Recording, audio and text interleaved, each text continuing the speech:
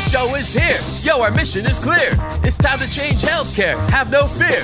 Today is the day. This is the hour. Together, you know we've got the power. Drop the silos. We're all the same team. Experience, business, tech, and marketing. How can anyone be satisfied with the way things have always been? Yeah, we've tried. So join us now. Join the revolution. Consumer first health is the evolution. Status quo, more like status no. Yeah, this is the healthcare rap. Y'all, come on, let's go. New choices, new platforms, new care models. In the healthcare of tomorrow, consumers win. But who will design it? What will it look like? And how long will it take? We're here to answer those questions with some provocative thinking about how to create the healthcare that people actually want. Ready to roll up your sleeves, look at the world a little differently, and explore the frontiers of consumer health together? Join us. This is the Healthcare Wrap. Welcome back. I'm your host, Jared Johnson, ready to share some more provocative thinking about the healthcare of tomorrow. Here's what's going to go down today. We have the flavor of the week about the launch of Instacart Health. What role can Instacart and other service technologies play as we look to recenter the business systems that serve at the foundation of healthcare? I'll talk about that. Then Eric Steinberger is in the house to share his thoughts as a retail-inspired marketing leader. Eric is the Chief Marketing Officer for Atlantic Health System and is the former CMO at Bed Bath & Beyond. So his retail experience is especially relevant as he shares how his team is organized, how they set priorities to meet consumers' needs, and how they focus on access, affordability, and quality. It's time to dive right in. Are you ready? Let's go.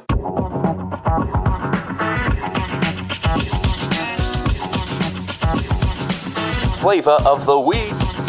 Your next prescription could come on Instacart. On September 28th, the leading grocery technology company in North America announced Instacart Health, a set of initiatives that they referred to as delivering the ingredients for healthy living. It was an announcement of partnerships, research, policy advocacy commitments, and new products to help increase nutrition security. One of those new products is called Care Carts, which is designed to give healthcare providers and caregivers the ability to order groceries on behalf of someone else. At first, that sounded like such a no-brainer that I had to stop and think about it. But it's actually quite a profound feature. Providers can prescribe a curated grocery list to be delivered to patients post-discharge. Primary care docs can curate foods to be delivered according to patients' prescribed meal plans. And caregivers can send food to a friend or family member who's feeling ill from long distance. Jane Saracen-Kahn referred to the move as adding to the convenient, accessible, relevant, and enchanting kinds of services and products consumers can add into their daily life flows that converge with their normal everyday lives. She continued, consumers are growing their self-care muscles, and diet and nutrition are part of people's growing competencies and interests. Health plans and providers taking on financial risk will be keen to prescribe nutritious food and items from the grocery store that enable their patients to stay well at home and thrive. Pharma companies could see this as a complementary digital therapeutic to help patients undergoing aggressive therapies that attack cancer, HIV, renal failure, and other diseases where patients are at risk of losing weight. Unquote. This is one of the latest steps in the march from healthcare to health. It's part of a world where sending fewer people to the hospital is a good thing, where consumers are embracing self-care and asking for more access, more convenience, and more humanity as part of their personal health journeys. Home-based, preventive, tech-enabled, convenient, value-based, whole person. These words will continue to represent that evolution. Organizations that align their business models and consumer experiences to these trends will be the best prepared to find the profitable path to meeting the new healthcare consumer. The good thing is it can come through partnerships. You don't have to develop your own Instacart Health platform. You can take advantage of the tool that they've created. They are just the latest player to carve out part of the value chain in a way that works for them and for providers. Let's remember food as medicine and other health initiatives as we look to recenter health strategies and the business systems that lie at their foundation. That's another way that we'll build the healthcare of tomorrow. And that's the flavor of the week.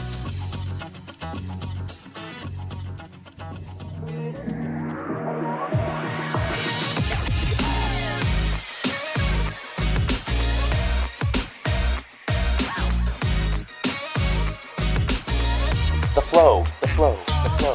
All right, let's get into the flow, everybody. I'm so excited for this. Give it up for Eric Steinberger. Eric's the Chief Marketing Officer at Atlantic Health System. Eric, welcome to the Healthcare Wrap. Great to be here. Nice to meet you, Jared. What did I miss in your bio? Let's start there. What else would you like our listeners to know about you and your background? Sure. So I oversee marketing for Atlantic Health System, fairly new to the organization, under a year.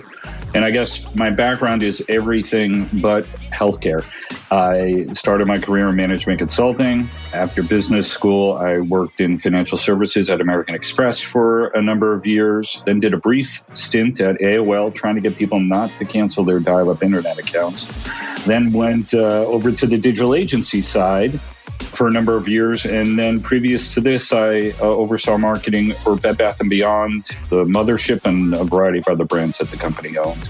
And then going into COVID, made a big pivot into healthcare. That's amazing. We're going to get into that because I definitely want to hear some of your observations, having been in some of these other industries at that level. I definitely want to get into that here. I mean, I'm curious just in general, before we even dig in a little bit about the organization of the marketing function at Atlantic Health, if there's anything you can share there with us, like some of the trends that are happening right there. Like, I know just across the board, this is just a challenging time for marketing and healthcare organizations, for the operations themselves.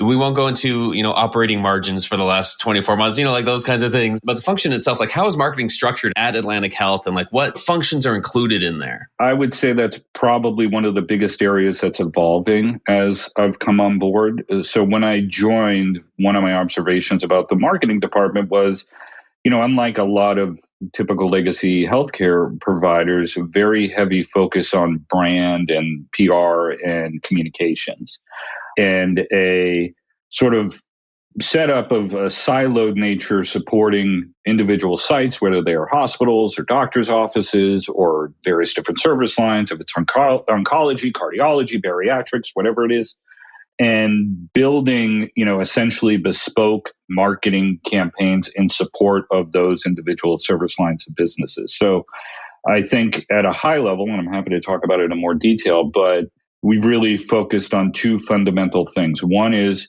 creating a much more integrated marketing function. If you flip it around from sort of being business-centric to consumer-centric, the consumer has multiple health journeys through their lifetime. They're going to have a variety of different needs, whether it's urgent care or a primary care appointment or seeing a specialist or potentially needing procedure in a hospital. And if we're going to look at it through their view, that we really need to marry that marketing. So that takes the organization to be organized around that way and to develop communication strategies. So I think that's big change number one. And then the second, really high level thing is, and I'd say it's both sort of a talent build up, acquisition, capability build, as well as sort of an internal marketing across the system to help educate all the stakeholders within the organization that marketing is more than just brand and PR and communications, that this whole world of digital experience and setting up online appointments or reminders or building marketing personalization at scale or everything in the build out of the digital channels and the analytics and the data and CRM, customer relationship management, all of that takes much different set of skills, a much different set of capability, but it's one that exists in the marketing organizations that I've been a part of for the last 20 plus years of my career and just was thought of as a foreign concept in the world of healthcare. And so it's helping people understand there's built out processes, there's capabilities, there's knowledge to leverage from other industries, that we're not just starting with new frontier greenfield, make it up as we go along, that there's a lot we can bring in from those other organizations. And, mature marketing organizations have these capabilities baked into it. So, that's helping educate the internal marketing team itself, as well as the broader organization, and getting the right people in to do that. Very interesting. There's a lot to that. I'd like to unpack that a little bit. And I imagine the way that the team is structured and all those functions you just mentioned that are under marketing now, there's a few things that have to be in place foundationally for that to work and operate. And I'm sure some of that comes from your time outside of healthcare, like you mentioned, thinking particularly your time at Bed Bath & Beyond. If there are any observations that you first had when you first came into this role, I'm very curious just what some of those very first top of mind things were like. Okay, healthcare is similar here. It's different here. What were some of those initial observations? There's a lot of them, but I guess I'd unpack two. One is this concept of these sort of siloed marketing teams building sort of soup to nuts marketing campaigns for individual service lines and sites. And when I say soup to nuts, I mean sort of full funnel, like we need to brand cardiology. We need to brand, this particular hospital or this doctor's office, and, awareness, consideration, intent, and purchase all the way through the funnel. We need to run that soup to nuts. And I think about the world of Bed Bath & Beyond, and it was sort of a similar parallel in that there's a merchandising organization, and that merchandising organization has hundreds of people, and there's the buyer for just coffee makers and the buyer for bath towels and the one for bed sheets. And they're thinking about their individual business and everything they could do to support those businesses. And if they had it, their way, they might want dedicated marketing teams who just talked about coffee makers all the time. But the reality is when I was the chief marketing officer at Bed Bath & Beyond, I couldn't predict, whose coffee maker was going to break the next day, or who decided that morning that they needed a new, set of bed sheets and was going to walk into a Bed Bath & Beyond. And so, we had these simple concepts like a circular, that shows a breadth of different products and services, either in a print piece or online or whatever it is. And the idea is that would be tied to different themes. At the beginning of the year, it might be rejuvenate, revive, new year, new you, spring cleanup, whatever those themes are that are the moments the consumer's going through. But it would be tying those products and a breadth of them to the needs of the consumer at that time. And then, by doing that, you can identify, you hope to find something that the consumer is going to engage with. And then, they come into your website, or they walk into one of your stores and they go down that particular item. Well, now they've signaled to you what they're really interested in. So you're casting this large net to capture as many people as possible. And then once they sort of indicate through some behavior what they're really interested in, then you bring them further through the funnel and talk about that particular service line. And so it just felt like a very inefficient way to be doing things. So I think big observation number one was this idea of these integrated marketing programs that we're really focused on moving forward, because we don't know who's necessarily looking for a new primary care physician, who has decided that nagging knee problem they've had for 3 years and they want to call up an orthopedist today. You don't necessarily, as much as we could say we have all this big data and analytics, that's a really, really tough thing to predict. And so if you're out there just talking about a lot of relevant things at once, you're going to make that communication work harder for you. And you just need to trust the fact that you've set up the right signals in your system, that when they act on anything, that you can then continue to follow through and take them the rest of the way through the journey. So that was sort of big observation number one of how I felt like, retail was a bit different than healthcare. And I think the second piece was, around all of the capabilities that marketing was focused on outside of just, branding and PR and communications, that all of these digital channels and CRM and big data and analytics, like one of the things that I've tried to help both the internal marketing team and the larger organization understand is that marketing is way more complicated than it used to be 20 years ago. And this idea that you can have sort of a generalist jack of all trades marketer who, knows a little bit of branding and a little bit of PR and, can put together an email is only going to get you so far. But the depth of capability in each one of these areas, whether it's just paid search and all of the different capabilities that Google has in their AdWords structure and the different ways that you can optimize campaign flows, or if it's getting into, CRM and you got to understand whether you need a CDP or a campaign automation system and how are you going to segment your data. You need experts in every single one of those areas, and that we need to have more of a matrix structure where there's, someone paired up with a service line or a site that understands the needs of those particular businesses, can translate it into a high level as to what the overall marketing strategy is, but then needs to partner with experts in every single one of those areas, because, we used to say in the world, retail is detail. The devil's in the details when it comes to how you're going to drive competitive advantage. And I believe the same is going to be true, down the line in healthcare, and I firmly believe this is where we can create a differentiated brand experience. Let's double click on that part a little bit. The differentiating through a brand experience. Those are not words or terms that were common in healthcare 5 years ago, even 2 or 3 years ago. I'm hearing them a lot more now, and the devil is in the details of how to do that and how to make that a competitive advantage. I love that that's where you went, though, because that's a feeling of mine that can be your competitive advantage. Like, that's not the thing that some committee or the intern works on. I mean, I came up through the digital marketing ranks. And so digital, social media, I mean, even websites. I remember convincing organizations that we needed a website. Like, it's been that type of evolution in the industry, and being able to be the one sitting there being told, okay, like, go figure out social media for us, go tell me what the business value is. I remember those conversations, and there's some things that are eerily similar to that when we start talking about brand experience now, and how, yes, most of it is digital, but then there has to be this engine underneath it to power that experience. It's a great evolution to know that, like, that's what's being talked about these days. Those conversations have changed a lot. And I think all that just goes to say, like you said, in addition to all the demands on a marketing team's time right now, this is just a challenging time for healthcare organizations themselves. I'm wondering how, in the midst of all that, you set this consumer-first vision to talk about, hey, let's improve an experience and use that as a competitive advantage. Let's make healthcare easier for people, in other words. Like, let's remove some of the friction.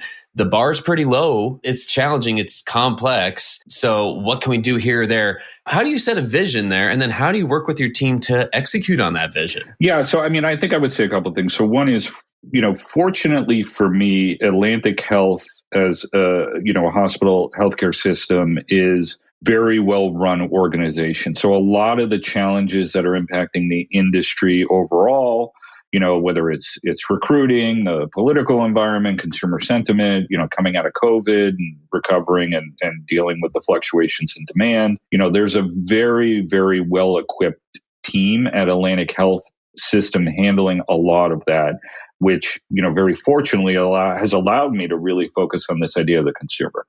I would say our CEO, as they were looking to fill this role that I joined less than a year ago, was specifically looking for someone outside of healthcare for marketing, knowing this world of consumerism, knowing that someone from the outside could bring fresh idea and perspective. So my first point is I've really had the runway laid out really well for me. So it hasn't been a huge friction point. The thing when I talk about sort of a differentiating brand strategy, the story that I've been trying to tell people, when I first came in, we did some really rich consumer insight work. I mean, there have been work done in the past, but again, devil's in the details. I was using some advanced analytical approaches around, conjuring discrete choice to really understand what is driving brand choice for consumers in this space. And the story that I'm trying to help people understand internally is that, you think about quality, access, and affordability.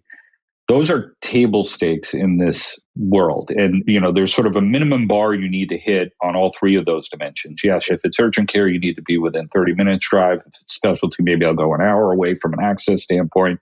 Quality, we're fortunate enough to have the number one hospital in New Jersey based on U.S. News, and we have many, many other awards and accolades to point to there. But the fact of the matter is that delivering healthcare in the Northeast, you're going to get good quality almost wherever you go. So when you think about these three dimensions, there's this bar, but once you meet the minimum threshold, you're in the consideration set. So then what's really going to differentiate you from some of your competitors? It's a lot of these things that are around the experience. And consumers, how you shop is totally different than it was 20 years ago. How you bank is totally different than it was 20 years ago. I deposit to my checking account, sitting at my desk, taking a picture of a physical check that someone sent me, and I don't have to go to the bank and put it in an ATM envelope or something like that. So when I'm talking to my healthcare provider and they're saying, fax your medical records over to us for this referral, it's like, what are you talking about? That's crazy. Or I need to make an appointment and I have to call your office and leave a voicemail, and maybe an hour later you'll call me when I'm doing something else and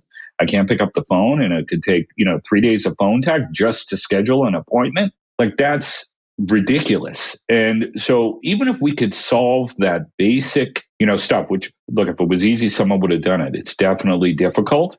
But I'm not even talking about how do we create a whole personalized experience for your hip replacement, multi-step journey that could be unique to you. Just getting some of that basic 101 stuff working right is going to differentiate you in this space. And it's those little pieces that are going to make the difference. And so what I'm trying to help the organization understand is that, yes, I'm not saying deprioritize access, affordability, and quality. Those are critically important things, and we need to maintain our focus on them. But this other piece, this customer experience piece, needs to carry just as much importance as any of those other things, because that's really where we're going to be able to differentiate. And so that is a big part of the vision and the focus that we're trying to bring. Stay tuned for more provocative thinking after the break. One of the must-attend healthcare conferences this year is the annual Healthcare Internet Conference. HCIC will be held on November 7th to the 9th in sunny Miami, Florida. This dynamic conference provides a great opportunity for healthcare professionals to learn, share, network, laugh, and collaborate. Here are just some of the great new options that HCIC has in store for you this year. There are recorded bonus sessions available to watch anytime during or after the conference, recorded vendor demos discussing hot topics or showcasing the vendor products or services. There will also be a career fair section that is available to search and browse for open digital healthcare positions. It's really an uplifting way for you and your team to recharge and refocus. Go to hcic.net to learn more and get registered today. That's hcic.net. We can't wait to see you there. Okay, back to the flow. There's a reasonable amount of buy-in already happening, within your team, like managing that up and managing that down, towards your team and then towards those you report to. There's at least some basic understanding of we need to figure out how to prioritize this, but that, it's in the mix of our priorities. And that is refreshing. That is something that, sure, it may have been talked about a lot, but I see a lot more happening in the last 6 to 12 months than ever before. And it is a different conversation. And now we're trying to figure out, most healthcare organizations, it seems like, are trying to figure out how do we organize our teams and how do we set priorities to meet those needs. Is there anything you can share about what your team's doing, even about how you're organized? Like, is there a function or even a name to this other than it's part of what everyone in marketing does? I've heard it referred to as consumer transformation or consumer strategy, consumerism. Is there somebody tasked with that? I'm just curious, like how that works. I mean, I think there's a couple of things that are ongoing. So my first point to your last comment is yes, the organization, I think, has bought into this philosophically. But at the end of the day, like any other thing in business, it's show me the numbers. So a big focus of what I'm trying to do is put data behind this. And what I talk a lot about internally with the team is that, I want the organization to really see marketing as a key lever to drive the business. In my retail world, if sales were slipping on the e-com side that day, the first phone call the CEO made was to me saying, "What's going on? How are you fixing this?" And that isn't true in healthcare, which actually is a blessing right now as I'm getting on board and learning my way around. But I do believe that we can be an important lever. And if we are an important lever, then we tying back the investments that we're making in marketing to revenue or other key metrics and objectives that we're trying to drive as a healthcare system, because it isn't all about money, being a nonprofit and, how we can access underserved communities or whatever other objectives that we have as an organization is a key part of it. I've sold it, really, we haven't put sort of a clever name to it. We're just talking about it as marketing transformation. But I think in a different way, we've used the excuse of me being new coming on board, that there's this, real adaptive change that we're trying to drive. I've done a roadshow through the entire organization. And I do have to say, having worked in many industries, I've prided myself on being able to jump in and get my arms around how businesses are organized and what different roles people play and what are the levers that move the business. And I am humbled by how complicated healthcare is. It is by far the most complicated industry that I've ever worked in. So it's taken a while to talk to all the different stakeholders in the organization, but let them be aware of what's coming. Huge focus just working internally with the team, because it's a very talented, dedicated, caring marketing team that has a lot of skills and knowledge, but they got to change the way that they've been working in the past. So helping them get comfortable managing through that change and augmenting it with additional talent and expertise in areas that we've been underdeveloped in, and getting them all to mesh is a huge effort as well. And then continuing the conversations at the executive level around this idea of end-to-end consumer experience and framing it up in the world of customer, everything from sort of the trigger event that starts the search for information about a healthcare need that they might have, to the appointment scheduling process, to inpatient, outpatient, follow-ups, referrals, to billing and payment and collections. Like that whole end-to-end experience we need to be managing holistically. So it's part of the leadership team as we think about priorities going into 2023, where that's been certainly a focus of ours for some time, how we continue to elevate it as a bigger focus and get better at executing around that, because the collaboration that's required across all of those areas of the business is a daunting feat. So it's one of those areas you can always improve, but you're never going to perfect. Isn't that the truth? Hopefully there's an understanding of that. This isn't a destination. Like I said, it's going to keep evolving. As soon as we get to whatever that point is where we feel like, hey, we're nailing marketing transformation, however we describe that, then it's going to be the next thing. So I mean, that's the blessing and the curse, isn't it, of being in this field? But there's a lot to it. I wonder about you as a leader in particular in this role. What do you feel like you need in order to thrive in this environment with all these things you have going on, all the initiatives you just described?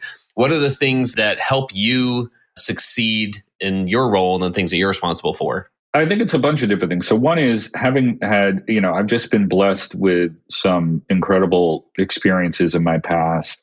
Bed Bath and American Express, even my time at Rosetta, which was a digital agency, working with just, incredibly talented people who are doing things on the cutting edge of marketing. And so I've been able to learn from them. So I think I can bring a level of content expertise to the organization that can both elevate our capabilities, but also help sell in and build confidence within the organization that these things are more complicated than they might be at first blush. So I think that skill set and experience is helpful.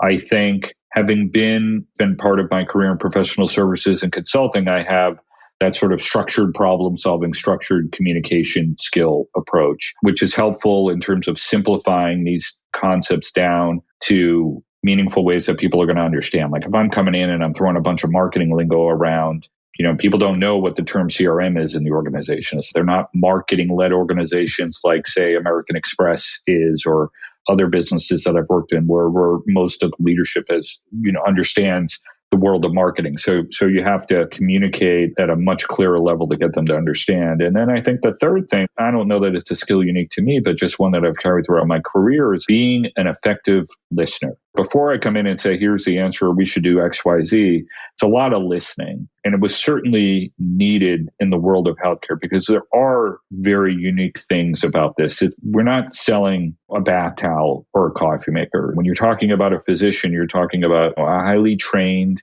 human being that is performing a very bespoke service on a patient that's unique to them. And it's not just about the things they're doing, but how that interaction is working. The doctor themselves has their own essential brand, along with the system, along with all of these other sort of ancillary supportive administrative activities. So it's a much, much more complex system. These individuals are professionals. And so it's not just cut and paste things that we've done in other places, but it's saying, how do we take that same model and customize it to make it work in the world of healthcare? But complexity is not an excuse to say it can't be done. It just makes it a little bit more challenging. And so you just got to break it down. Whenever you're dealing with something complicated, you got to break it down into pieces that are sort of manageable. And so whenever we get into a conversation where someone's like, well, so-and-so has this unique acute condition, and how are we going to solve for this outlier and this outlier and this outlier? And just put all that to the side for now. Like, let's do the 80-20. Let's figure out some basic things that we can get done. Let's build momentum, demonstrate to the organization and demonstrate to ourselves that we can make things better. And then as we build out those capabilities, we'll figure out how to solve the more complicated stuff down the line. And I just have the confidence to believe in that because I've seen it and done it in these other places. So I know it works. So the conviction is there. And that's a big part of it, is having that confidence to know it can be done. It's just a matter of figuring out how to make it work here. I just love that thought. What kind of progress could be made in healthcare? Maybe not the long-term timeline, but like a 2 to 3 year window. I do see a lot of momentum. You mentioned the word momentum. I see a lot of momentum happening. So if we keep going this direction, like what kind of progress can we realistically expect in the next 2 or 3 years? I'm seeing it myself just as a consumer in the healthcare space, and obviously being more acutely aware now that I'm in this role and paying a lot more attention to it, that a lot of this blocking and tackling, and I think COVID helped, whether it was telehealth or the ability to work virtually, but all of the stuff around the rudimentary care, being able to schedule appointments, being able to manage referrals, be able to do these things digitally, appointment reminders, checking of your medical records. Now you can integrate it all, into your Apple Health account, even if you have multiple health systems that you're a patient of. I think considerable progress is going to continue to be made there over the next 2 to 3 years. More communication. I think the kind of marketing is going to shift more from these sort of broad-based traditional channels, whether it's billboards, TV commercials, into more of the digital space as companies get more comfortable properly and safely sharing data with media providers, where you can just bring more measurement to that marketing and how it's working. I think that's going to evolve. And I think the content of what health systems are going to talk about is going to shift, where it's going to be more tied to consumer mindsets at certain times of the year or breadth of these conditions versus talking about one individual condition or service line, because that's not necessarily how consumers think about their health. A lot of progress is going to continue to be made in those areas. I think the more complicated stuff like acute conditions or chronic diseases are going to take a little bit of a while longer, especially when there's so much customization to the kind of care that an individual needs. But there's so much runway with those other things in how to solve that. I mean, I can't tell you how many times someone had to go in for, a pretty basic diagnostic procedure and says to me, I had no idea what to expect even going in. And it's like, well, why can't we just send you a video ahead of that procedure that just gives you the basic understanding about what's going to happen? It's scary. I mean, no one wants to. I mean, that's the other thing, is we're selling a product that people aren't exactly joyous most of the time about purchasing. I mean, you used to joke that there's nothing at a Bed Bath & Beyond that we sell that you need to have, but just decided once you walked in the store, you couldn't live without it by the time you walked out. And that's not the same with healthcare. And so easing that anxiety, putting together basic communications, those are things that we can solve in the next 2 to 3 years. I mean, they're not that complicated compared to other things. I totally agree. And that is important to recognize, when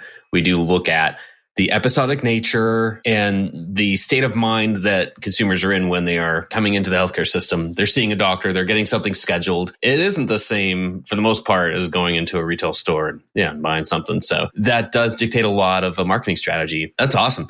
Last question for you then, Eric, because this just gives me so much to think about. And I really appreciate your time with all of this. I'm just curious, what other trends you're paying attention to right now in general, in healthcare, outside of healthcare, anything we haven't mentioned that you're paying attention to right now? Yeah, so there's a lot of things. So obviously, big tech and the payer providers and sort of all the people that have their eyes set on healthcare and are making inroads into certain aspects of that space, and I would say the areas that certainly play to their competitive advantages, whether it's urgent care, primary care, or sort of the basic healthcare needs of individuals. That's where, the complexity of the care isn't that high. But if you build all of those great things around the patient experience, you can really differentiate yourselves. And so they scare me. Communicate a lot to folks internally, just the Amazons of the world. I lived and breathed them every day at Bed Bath & Beyond. And if you aren't worried about them, you should be, because they know how to solve problems with technical solutions and build customer experiences that are seamless, quick, and easy really well. And their culture of, sort of failing fast, fixing fast, and all of that is not attuned to how healthcare is set up. So they're obviously a big trend. I think we have some major capabilities to thwart them, but to execute to make that happen. Outside of that, I'd say, in the world of healthcare, marketing capabilities are ever evolving. The world of cookies is going away and the privacy regulations and all that. So what's marketing going to look like in the future is, sort of a big trend that I'm thinking about that's bigger than just healthcare. And then I would say consumer sentiment, both in terms of views of healthcare coming out of COVID, the political environment. I mean, all these things that are happening in social media today. Again, you need to keep your eye on those things, because something can just come out of nowhere and blow up on you really quick. So it's important to just stay close to it and make sure that we're being planful as an organization to shield us from any reputational risks that might evolve from that. Yeah, there's a lot to it. There's a lot coming, and it's great that you're paying attention to it. Eric, what's the best way for listeners to connect with you and learn more about Atlantic Health and the work you're doing? Yeah, no, absolutely. I think that, the two big ways would be to come to our website. It's atlantichealth.org, or feel free to reach out to me also on LinkedIn, whatever, linkedin.com/Eric Steinberger. I was able to claim the easy name without any extra numbers or symbols or anything like that. So you can find me there. Very nice. Hey, that's great. Eric, thanks for giving us so much to think about today. I just wish you best of luck in everything you've got going on, which is a lot. There's a lot on your plate, but it's exciting to hear about the work that you're doing, the things you're paying attention to, and the ways that you're working towards making healthcare at the end of the day simpler and better for consumers. That's so encouraging for us. Just want to thank you again, and thanks again, and stay safe, and best of luck with everything you've got going on. It was a pleasure, Jared, and happy to come back and talk more anytime. Thanks for tuning in. If you like what you heard, please spread the word. Tell your colleagues to tune in for all the awesomeness, then leave a review on Apple, Spotify, or wherever you listen. This show is produced by Shift Forward Health, the channel for changemakers. Subscribe to Shift Forward Health on your favorite podcast app, and you'll be subscribed to our entire library of shows. See our full lineup at shiftforwardhealth.com. One subscription, all the podcasts you need, and it's all for free. And remember, we might have a lot of work to do in healthcare, but we'll get there faster together. Thanks again.